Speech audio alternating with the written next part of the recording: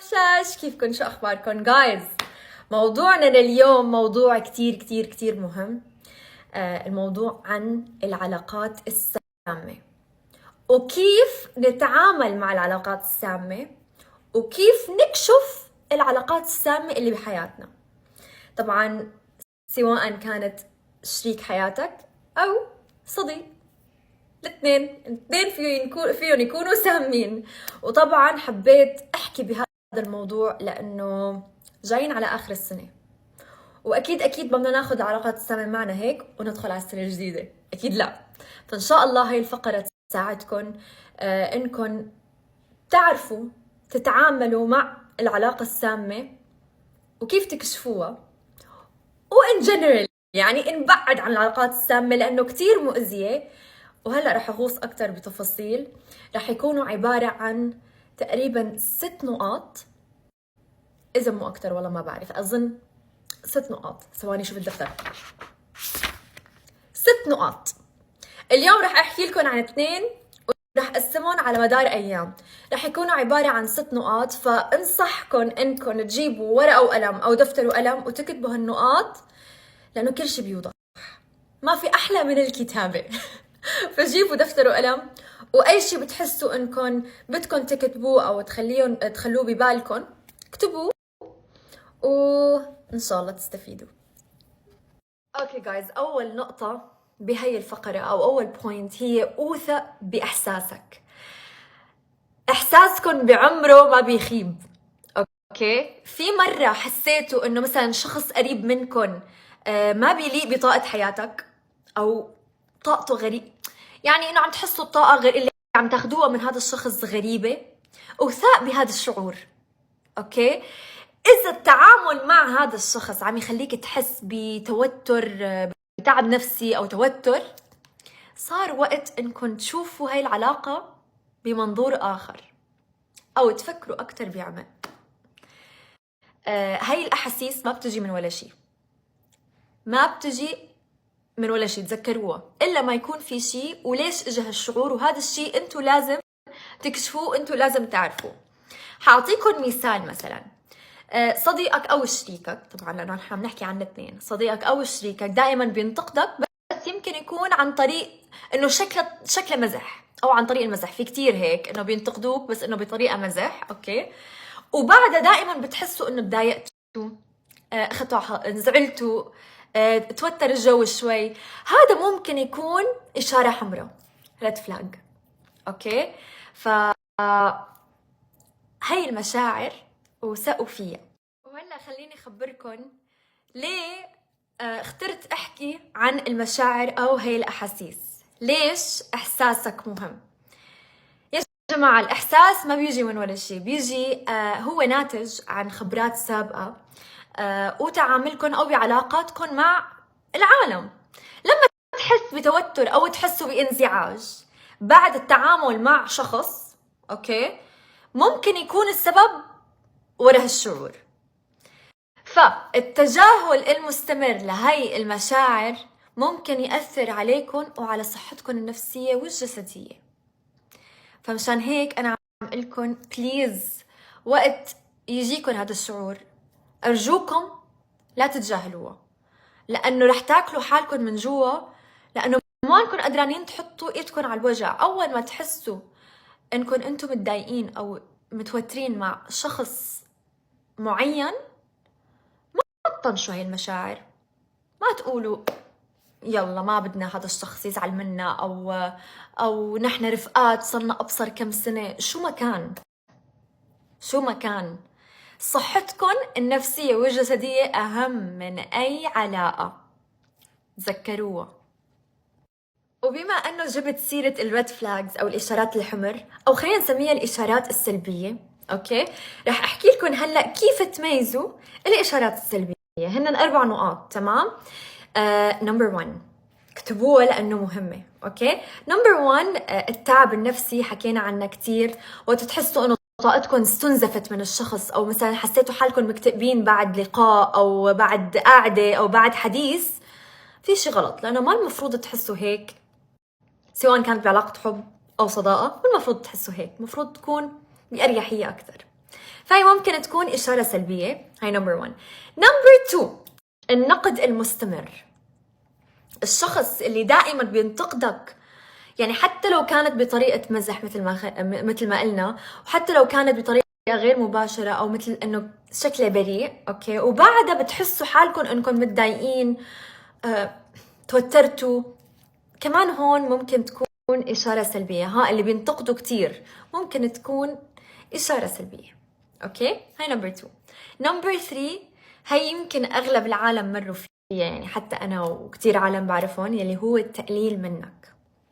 هاي يمكن بالنسبة لي أكتر واحدة مستفزة. وقت حدا يقلل من نجاحاتك أو أفكارك أو إنجازاتك وبيحسسك إنك أنت شو؟ أنت مو مهم. هاي big red flag. يعني اللي لسه بالعلاقة وعم بيحس هيك وعم بيصير معه هيك بده طفين. أوكي؟ تقليل منك red flag. كسو هاي 3. آخر واحدة هو الإحساس بالذنب. تخيلوا وقت انتوا بتكونوا بعلاقة وتحسوا انكم دايما غلطانين او انكم دايما لازم تعتذروا، حتى لو انتوا ما عملتوا شيء، اضربوا بريك، اضربوا فرام، في شيء غلط. فهاي ممكن تكون إشارة سلبية. هدول 4 ركزوا فيهم إذا موجودين بعلاقاتكم. احتمال تكون علاقة سامة، وهدول بيكونوا ريد فلاجز، إشارات حمر. يا جماعة كتير مهم بعلاقات الصداقة أو علاقات الحب إنه ننتبه للإشارات الحمر. يفضل من البداية، بس لو حتى ما كانت من البداية، لو هلأ أنتوا بنص الطريق أو صار لكم سنين مع بعض، it's never too late. أنا هون لإلكن، it's not late. المهم صحتكم، المهم أنتوا. هذا الشيء شوي بيرجع لفقرة كيف تحبوا حالكم. حبوا حالكم يا جماعة، ما تقبلوا هاي الأشياء على حالكم. تخيلوا أنتوا مع شخص ودائما دائما دائما في سلبية بحياتكم، أو مثلا هذا الشخص عم يتلاعب عليكم، عم يستخدم هيك طرق مو صح ليحسسك بالذنب مثل ما حكينا، مثلا ما عم يدعمك. هدول الأشياء أقل شيء ممكن يتقدم أو تتقدم بعلاقة. لو ما موجودين في شيء غلط، وخصوصي لو انتوا اللي كنتوا عم تقدموا بس ما في شيء عم يتقدم لكم، فهيك طاقتكم عم تستنزف. اوكي، هيك طاقتكم، يعني عم تحطوا طاقتكم بمكان تاني بدون ما يرجع لكم شيء. طبعا ما تجي تقولوا لي مصلحة مو مصلحة، الدنيا كلها مصالح. الحب فيه مصلحة، العلاقة فيها مصلحة، في مصلحة حلوة وفي مصلحة مو حلوة، في مصلحة نظيفة، في مصلحة وسخة. طبعا أنا عم بحكي عن مصلحة نظيفة، يعني أنا بس بدي أحب شخص أكيد بدي المقابل إنه هذا الشخص يحبني، فهي تسمى مصلحة، بس مصلحة حلوة، مصلحة نظيفة. أوكي، أنا مثلا كان عندي رفيقة، أوكي، أبدا ما كان يبين عليها إنه مبسوطة، خصوصي وقت يكون له علاقة بشيء إنه أنا عملته أو نجحت بشيء، أو لما أحكي عن إنجاح مين؟ إنجاز هاي نجاح وإنجاز مع بعض صار إنجاح. المهم وقت أحكي عن إنجاح حكيتها مرة تانية إنجاز. أوكي، المهم دائما كانت تحاول تقلل مني أو تحسسني إنه شو هاد اللي أنت عم تعملي، هذا تفاهة. أنا دغري قلت مع السلامة، باي باي لأنه أنا مفروض بدل ما أكون قاعدة زعلت إنه من ردة فعل رفيقتي إنه ما عم تفرح لي على نجاحي، فبدل ما أكون مبسوطة وعم عم أحتفل وهيك قاعدة زعلانة، ليه؟ شو الله جابرني؟ أكيد لا، هاي علاقة سامة من البداية وما بدي إياها. وبدي أحكي إنه ليش لازم نحن ننتبه للإشارات الحمر أو الإشارات السلبية. طبعا أهم شيء إنه هذا الشيء بيأثر على تقديرك لذاتك. لما يكون الشخص اللي المفروض يدعمك هو نفسه اللي عم يخليك تحس بعدم الكفاية، هذا مؤشر إنه العلاقة عم تستنزفك بدال ما تعززك. نمبر 2، بيأثر على نموك الشخصي. تخيلوا السلبية اللي بتكون بحياتكم أو التلاعب، هذا الشيء رح يأثر 1,000,000% بتقدمك بحياتك ورح يوقفك عن تحقيق أهدافك. يعني مستحيل شخص عايش بسلبية ما يتطور بحياته، أكيد ما حتتطوروا لأنكم عايشين بسلبية، ما رح مخكم مو نظيف. فهدول من النقطتين المهمين اللي بحس مهمين ليخلونا نركز على الإشارات السلبية بالعلاقة. آخر شيء طبعا الحل يلي هو كيف نتعامل مع الإشارات السلبية أو الريد فلاجز أو الإشارات الحمر. هن 3 نقاط أو يمكن أكتر، بس اللي عندي إياهم حاليا 3 نقاط، فاكتبوهم لأنه مهمين، ساعدوني أنا فإن شاء الله يساعدوكم أنتو. أول وحدة إنكم تواجهوا الشخص بصراحة، عبروا عن مشاعركم، حاولوا تفهموا الشخص اللي قدامكم شو المشكلة وإذا كانت مقصودة ولا لا، وإذا هن نحترموا هذا الشيء يا أهلا وسهلا، إذا لا جوابكم وصل.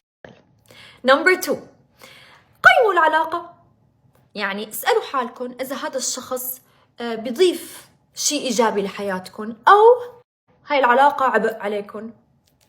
مفروض يجيكم جواب هيك، إذا لا، إذا صفنتوا شوي then في شيء غلط. وثالث وحدة، خذوا قرار واعي. إذا استمرت هاي الإشارات السلبية وما كان في تغيير، فكر بإنهاء العلاقة. ليش؟ لنفسك. ليه؟ لصحتك. دايما تذكروا إنه صحتكم النفسية والجسدية أهم من أي علاقة. بعرف إنه إنهاء العلاقة هيك صعب، بس لو نفسيتكم أنتوا بخطر أو أنتوا صحتكم بخطر then ما في شي مستاهل. وحابة انهي النقطتين اللي حكينا فيهم لفقرة اليوم، انه مو كل علاقة بتستحق انكم تستمروا فيها. احيانا الافضل انك تختار نفسك وصحتك النفسية بدال ما تحافظ على العلاقة عم بتضرك.